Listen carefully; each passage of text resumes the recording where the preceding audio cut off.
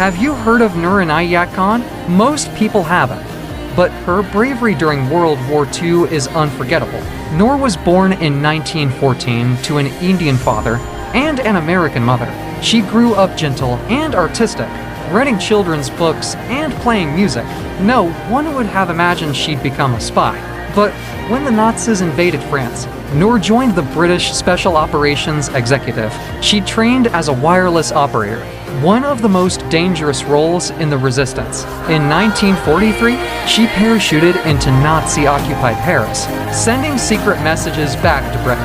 This made her a constant target, but she kept working even as her entire spy network was captured. Eventually, she was betrayed, arrested, and brutally interrogated, but she never revealed any information. In 1944, Nur was executed at Dachau concentration camp. Her last word? Liberté, freedom. Nur Inayat Khan's courage saved countless lives, yet history almost forgot her. Today, we remember her as a true war hero.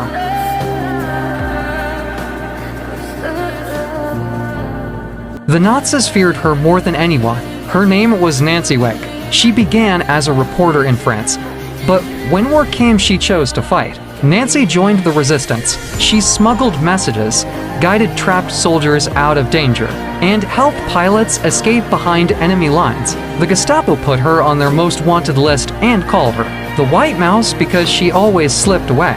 Once, when radio codes were lost, Nancy rode a bicycle over 500 kilometers through danger to deliver them. She traveled by night, hid by day, and kept going.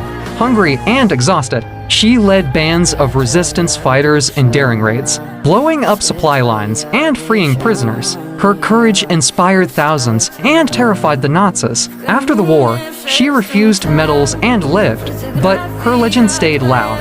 One brave woman, fearless against an empire, who risked everything to save others. Harriet Tubman once said, "I freed 1,000 slaves, and I could have freed 1,000 more if only they knew they were slaves." She was born into slavery, beaten and treated like property, but she refused to stay that way. Harriet escaped, and instead of living safely in freedom, she chose to risk her life again and again. She went back to the South about 13 times, leading men, women, and even children through secret paths called the Underground Railroad. She carried no weapons, only courage and faith. By the end, she had rescued over 70 people, and they called her the Moses of her people. During the Civil War, she worked as a nurse, a scout, even a spy for the Union Army. Harriet Tubman's story is not just about freedom, it's about unstoppable bravery that changed history forever. Remember, she was brave. Imagine a man who saved hundreds of children from certain death, and no one knew about it for decades. This is the story of Nicholas Winton, a quiet hero who changed the lives of hundreds without seeking fame. In 1938, Europe was on the edge of war. Thousands of children in Czechoslovakia were in danger, facing persecution and uncertainty. While most people were focused on politics, Nicholas Winton worked behind the scenes. He arranged trains, secured visas, and found foster homes to bring 669 children to safety in Britain.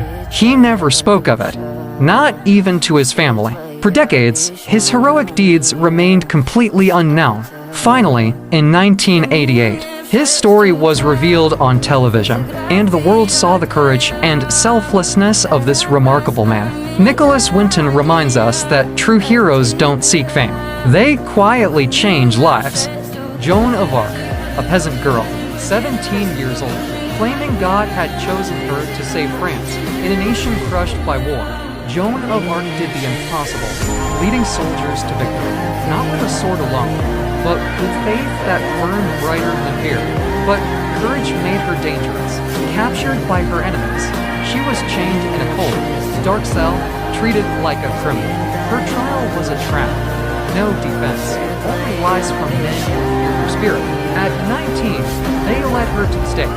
The rope cut her wrists, firewood piled high. As the flames began to rise, she cried out her final words, "Hold the cross high, so I may see it through the flames, or Jesus." Her voice broke, fading into the smoke, until there was only silence.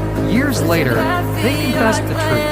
Joan had been innocent, but the girl who saved the nation was already ash. In the darkest days of World War II, when cruelty filled the streets of Warsaw, one woman chose love over fear. Her name was Irena Sendler.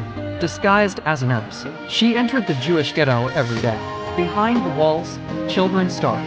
Families were torn apart. Death was everywhere. But Irena carried hope in her hands. She smuggled children out in ambulances, toolboxes, sacks, even coffins. Each one was given a new identity, a fragile chance to survive. But she never let them be forgotten.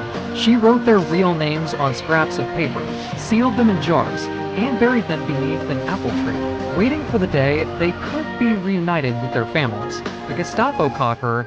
They broke her legs. They sentenced her to die. But even under torture, she revealed nothing. By war's end, Irena had saved about 2,500 children. History calls her a hero. But Irena whispered only, "I could have done more."